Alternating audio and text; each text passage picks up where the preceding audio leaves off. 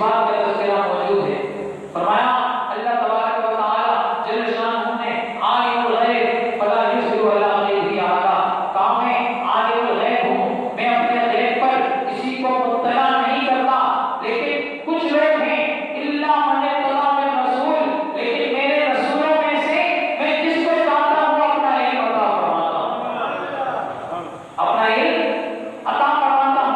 تو رسول اللہ صلی اللہ علیہ وسلم کو بھی اللہ نے یہ خاص کرم اپنا عطا فرمایا تھا کہ دل میں موجود باتوں کو حضور بھی پہچان لیا کرتے تھے. اب روایت میں سنانے لگا ہوں.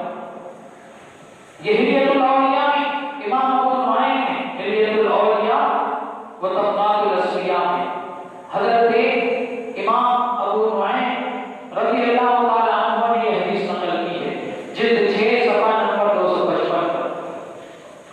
آپ رضی اللہ تعالی عنہ اپنی کتاب میں روایت لاتے ہیں حضرت وابصہ بن معبد صحابی کی.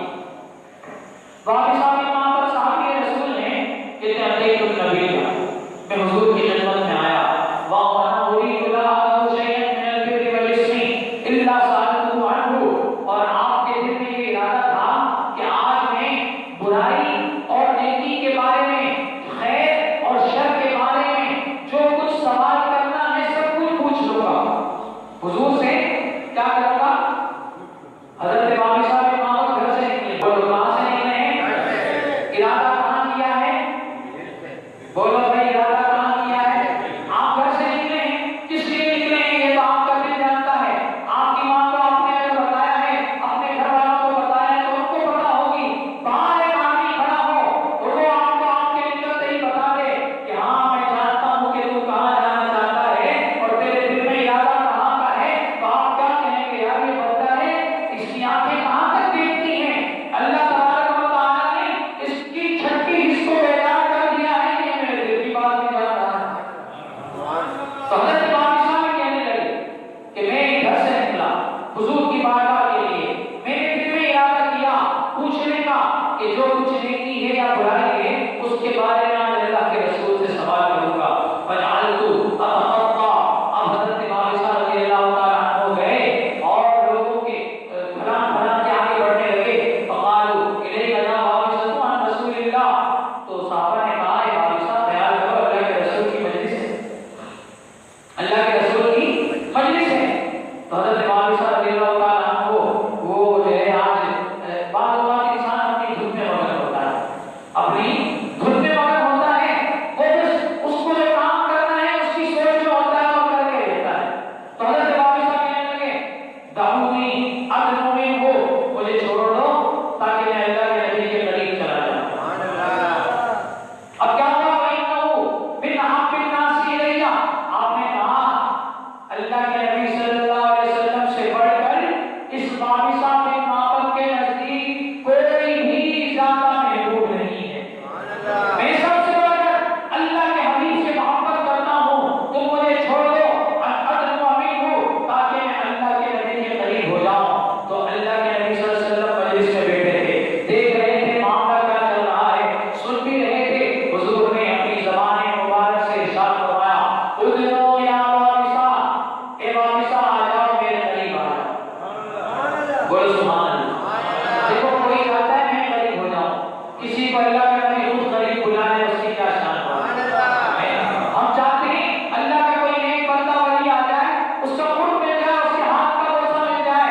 یہاں حضرت وابصہ کو خود اللہ کے نبی بلا رہے ہیں، ان کی بھی خواہش تھی، لیکن حضرت وابصہ کو جب اس خواہش کی آپ نے اظہار کیا تو اللہ کے نبی نے خود بلایا، آ جاؤ میرے قریب آ جاؤ. فقالوا ادنو یا وابصہ، اے وابصہ میرے قریب آ جاؤ. فدنوت حتی مست رکبتی، آپ کہتے ہیں میں اللہ کے نبی صلی اللہ علیہ وآلہ وسلم سے اتنا قریب ہوا، اتنا قریب ہوا، اتنا قریب ہوا کہ اللہ کے نبی کے گھٹنوں سے میرے گھٹنے مل گئے. اللہ کے نبی کے گھٹنوں سے میرے گھٹنے مل گئے.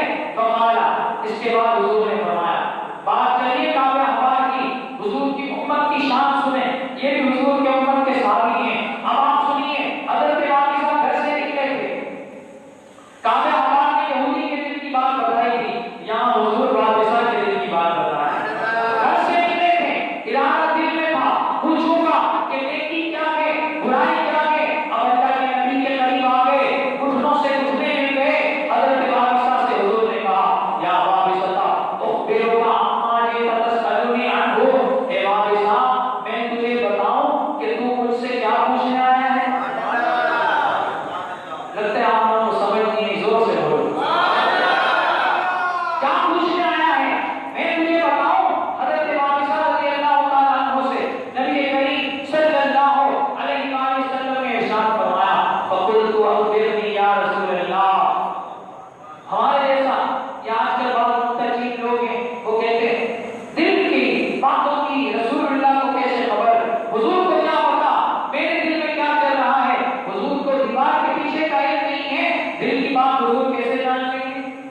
اس طرح کی باتیں کر کے وہ سوچتا کہ یہ کیسی بات اللہ کے نبی کر رہے ہیں، لیکن یہ تھے صحابی، انہوں نے یہ سارے منظر اپنی آنکھوں سے دیکھے ہوئے تھے، سارے منظر اپنی آنکھوں سے دیکھے ہوئے تھے۔ اللہ کے نبی بیٹھے تو فرش پہ ہوتے ہیں اور ہمیں جنت اور دوزخ کی خبریں دیتے ہیں، اللہ کے نبی بیٹھے زمین پر ہوتے ہیں اور ہمیں دنیا جہان کی باتیں بتا دیتے ہیں۔ تو اے بابی صاحب، تجھے یہ سوچنے کی ضرورت نہیں، تو جس نبی کے سامنے آیا ہے اس کی نظر ساتوں آسمانوں سے آگے، سدرہ سے آگے اور مکان لا سے آگے رب العزت کا دیدار کر کے آ رہی ہے۔ تو اے بابی صاحب، تیرے دل کی بات بھی بتا سکتا ہے۔ اب کیا ہوا؟ حضرت بابی صاحب رضی اللہ تعالیٰ عنہ سے حضور نے کہا میں تجھے بتاؤں کیا پوچھنے آیا ہے؟ انہوں نے کہا اخبرنی یا رسول اللہ، یا رسول اللہ آپ کا غلام